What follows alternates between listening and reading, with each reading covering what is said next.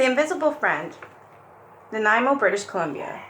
It's not unusual for a young child to invent an imaginary playmate, but when several children at a daycare center in Nanaimo, British Columbia, started chatting with the same make-believe friend, caregivers wondered what was going on.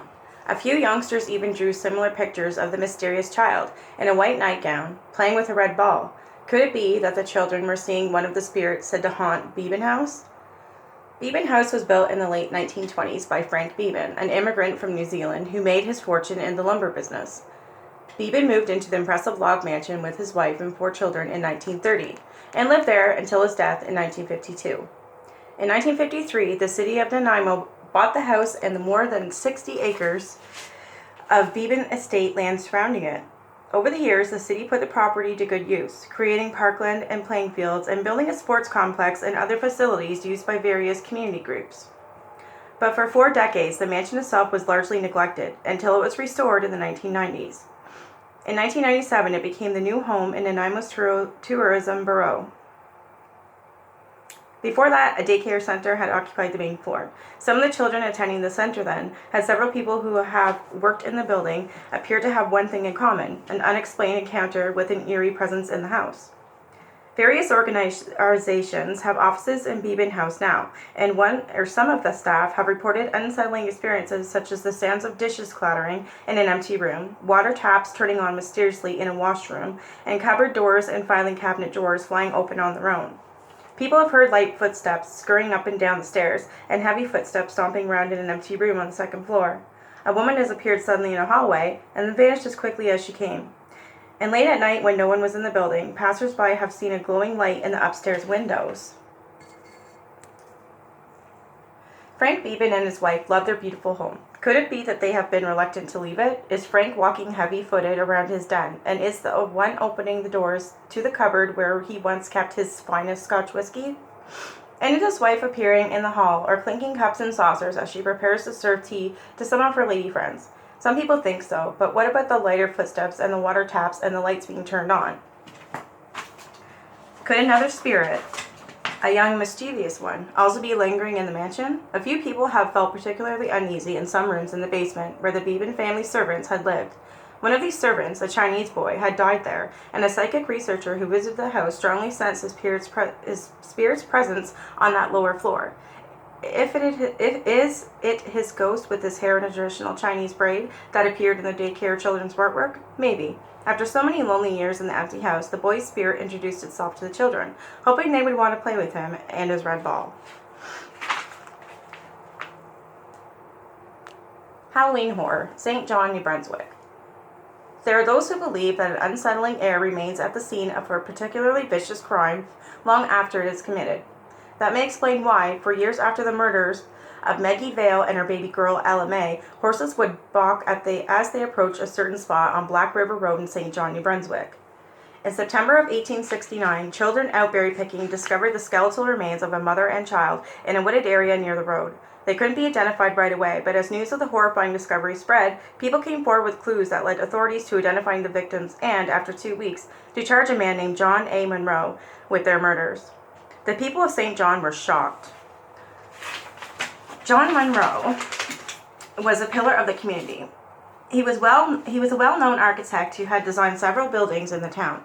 Though he had a wife and 2 young children, he had taken up with Maggie Vale, and little Ella May was his daughter. Monroe claimed he was innocent of the murders, but he was tried, found guilty, and sentenced to death. The week before he was hanged in February of 1870, he finally confessed that he had killed Maggie and Ella on October 31st, All Hallows Eve in 1868. John A. Monroe was buried in the Fernhill Cemetery in St. John.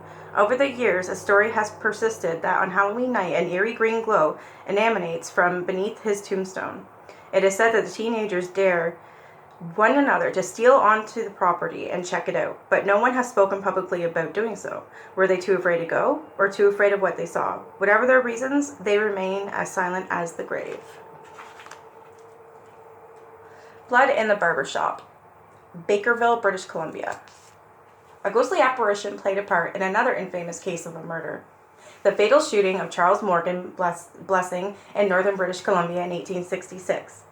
Blessing, like so many other prospectors, was following the gold that had been luring thousands of people to the Pacific coast ever since the rush to California began in 1848. Blessing had left San Francisco for BC's Caribou Mountains in 1866, hoping for another chance to make his fortune. He was heading for Barkerville, a boom town that sprang up after Billy Barker struck it rich mining gold on nearby Williams Creek in 1862. Along the way, Blessing met a traveling barber named Wellington Delaney Moses, and the two men journeyed on together. Later, they were joined by a third man, James Barry, whom Moses thought was a bit of a suspicious character. When the trio reached Quesnel, Moses decided to stay for a while. He could earn a little extra money there, giving haircuts to men who stopped over in the town to pick up supplies. Since he and Blessing had become friends, he promised to look him up when he reached Barkerville. When Moses finally arrived in Barkerville, he opened his own barbershop. Business was brisk, and Moses figured his new friend Blessing would have no trouble finding him in town, but he never arrived. After several weeks, though, James Barry did, alone. He told Moses that Blessing had hurt his foot and had decided he couldn't make it to Barkerville. Moses had a gut feeling Barry wasn't telling the truth. He became even more concerned about what had happened when a customer showed up at the shop wearing a gold nugget lapel pin. The nugget, shaped like a skull, was unusual, but Moses had seen one just like it a few months earlier, pinned to the jacket of Charles Blessing. Questioned by Moses about how he had got the pin, the customer said a dance hall girl in town had given it to him. Moses found the woman and learned that James Barry had given it to her soon after he had shown up in Barkersville. This news fueled Moses' suspicions about Blessing's fate, but not nearly as much as did a horrifying incident a few weeks later. The barber was in his shop waiting for customers when Blessing suddenly appeared, wanting a shave. His friend was a mess. He was dirty, his clothes were in tatters, and the gleam of life had gone from his eyes. Moses immediately prepared a hot towel and wrapped Blessing's face in it, then reached for the razor. When he turned back, he recoiled in horror. The towel covering Blessing's face was wet through with blood. Trembling, he reached for a corner of the cloth, but suddenly the chair was empty. Blessing was gone, and so were any doubts Moses might have had that something terrible had happened to him. Moses traveled to a nearby Richmond to tell a judge about his suspicions, and, based on his evidence about the gold pin and the discovery of Blessing's body hidden in the bush along the trail, the judge ordered Barry arrested. Blessings had been shot in the head, and Barry owned a gun that could have caused that fatal wound, adding to the case that was built against him when he tried for Blessing's murder.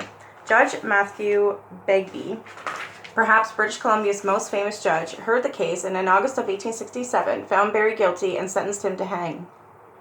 Barry's trip to the gallows was the first public execution in the Caribou district of British Columbia. After Blessing's corpse was discovered, Moses arranged for its burial and, with the help of donations from his customers, paid for a headstone for the grave. But it was only when Barry was convicted that Moses finally felt he had done all he could to get justice for the man he had befriended along the Gold Rush Trail. Surely now Blessing would truly rest in peace, and the terrifying specter of his tormented spirit would never haunt Moses again. The ghosts of Barkersville colorful past still walk the streets here, as living locals dressed in period costumes recreate the gold rush era for visitors. The famed Judge Begbie holds court, miners dig for gold, a blacksmith works for his forge, and a long-skirted schoolmarm greets her rambunctious pupils. It's all in good fun, and it definitely makes history come alive for tourists. But there are a few characters who appear in Bakersville who were never given parts in the reenactment scripts, and if they ever lived in town, they're not alive now. There's a mysterious fellow sporting a top hat and tails who suddenly appears briefly on the left side of the stage at the Theatre Royal. There's also the attractive blonde woman wearing a white dress who has been known to startle male guests by materializing in their rooms at the St. George Hotel. And often, when everyone had gone home for the night at the museum housed in the former Bakerville Hotel, people have reported seeing a ghostly apparition of a woman looking out of a window upstairs. No one seems to know who these restless spirits might be, but their presence adds new meaning to the ghost town label that's often given to settlements in the area that were abandoned when the gold ran out. Galloping Ghosts, Bad Hills, Saskatchewan. Several years ago, George Redhead, a farmer near Bickley in the Bad Hills region of Saskatchewan, had settled down for the night after a long day of plowing. He had camped out beside his truck so he'd be ready to get back to work as soon as the sun came up. Just as he was about to doze off, he heard the sound of a horse galloping toward him. He wondered who might be riding out there after dark, but didn't think too much about it until he realized that the hoofbeats were getting louder and closer by the second. Redhead began to panic. What if the rider didn't see his little campsite in the dark and rode right over him? He jumped up and moved forward, intending to wave off the unexpected visitor, but as his eyes adjusted to the moonlight, he was amazed to find there was no rider and no horse anywhere in sight. And yet, the invisible horse kept coming until it swept past him and away. back into the still silence of the night. Dazed and bewildered, Redhead tried to settle back down, but sleep didn't come easily that night. Years earlier, in 1932, two sisters from Bickley had a much quieter encounter with a ghostly galloper. At least they could see the wispy apparition and pounded toward them. But unlike George Redhead, Annie and Ivy Bristow couldn't hear a sound as the creature approached. In fact, it was the silence that frightened them most. The Bristow sisters had been riding home in their horse-drawn sleigh when they noticed the phantom horse and rider lopping along the train tracks. As the two women approached to the point where the tracks crossed the road, their horses suddenly dug in, refusing to pull the sleigh any further until the spooky vision had passed. Only after it had raced off into the darkness did the sisters' team move. Then the two horses dashed off without waiting for a command, only slowing to a trot when the terrified travelers had reached the safety of the Bristow's lane. In the 1850s and 60s, Metis from the White House Plains galloped across the Bad Hills, hunting buffalo after Henry Wason, Bickley's first pioneer, settled in the area. Other immigrants followed, riding horses to hunt, clear the land, and visit neighboring homesteads. Soldiers, fur traders, mail carriers, traveling preachers, and school children also rode horses in and around Bickley well into the 20th century. Was the ghostly rider the spirit of one of them? No one knows.